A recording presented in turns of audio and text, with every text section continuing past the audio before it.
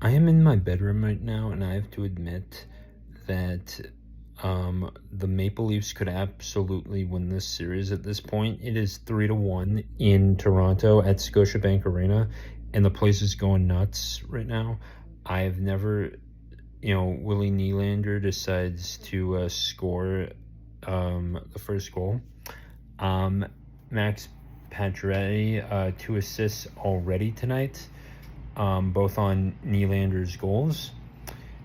And Seth Jones gets a goal out of all the people who could have gotten it. Not Barkov, not Kachuk, not even Montour, or Lundell, or even Evan Rodriguez, but Seth Jones, who had the worst contract in the NHL.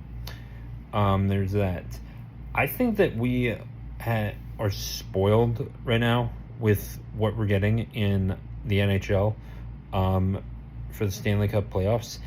And just in general, we are spoiled. This is the greatest television you could ever watch. No season of Lost or Survivor would ever compare to this, or I don't know what you're into, MASH or Seinfeld or whatever you're into.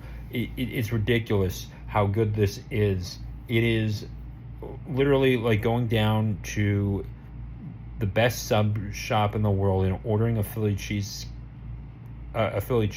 and with fries, and the moment you bite into it, it is the best thing you've ever tasted. It's kind of like that in the sense this is excellent, personally. Like I'm just watching this too, and even out west it was pretty good too. And no team was absolutely horrible that entered the playoffs, and I honestly thought the Blues were going to knock off the Jets. The Jets did not look good coming out of the West, coming out of the first round, personally. And personally, the Blues weren't even supposed to make it into the playoffs, and yet they did, and they came 1.6 seconds off of knocking off the the President's Trophy winners of the regular season. And had someone skated up past the red line and just taken a shot down the net, that is the difference maker. And this is why you absolutely should skate over the red line before making your shots too, and there's no one around you. You absolutely skate up past the red line, and then you can take a shot right after that if you want to. And even if you miss, guess what? There's no icing. The defense has to go get the puck, and you can also still get into the corners or get on the boards and go get the puck and at least run the clock out, and you win 3-2, personally. That could have absolutely happened, and I wish the coach of the Blues, and I honestly forgot his name right now. I just wish the Blues would have done that, personally, and could have had that too. But I think the Blues are going to win at least one Stanley Cup in this decade, maybe next year too. Maybe this was like just the alternate version of the Florida Panthers, and then the following year they win it too. It's like in some weird alternate dimension, if you want to get into that.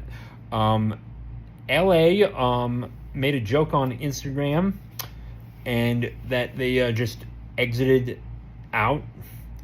They started off hot 2-0, and then Edmonton decides to win 4 games in a row, and that is all she said.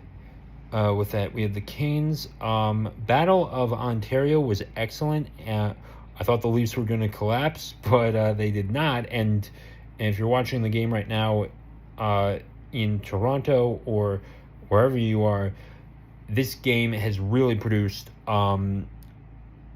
something great too. And we're about to start in about 6 minutes here, but we start the second period of this game.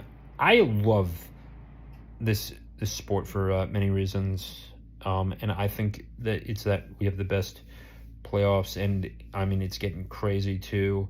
Hellebuck going up against Binnington was just a repeat of what we saw at the Four Nations tournament, and I think that was just very poetic how Hellebuck, this time he wins, and he wins the series against Binnington, but Binnington won the Four Nations tournament at the end of it all. So at the end of that one, so kind of poetic too, if you think about that.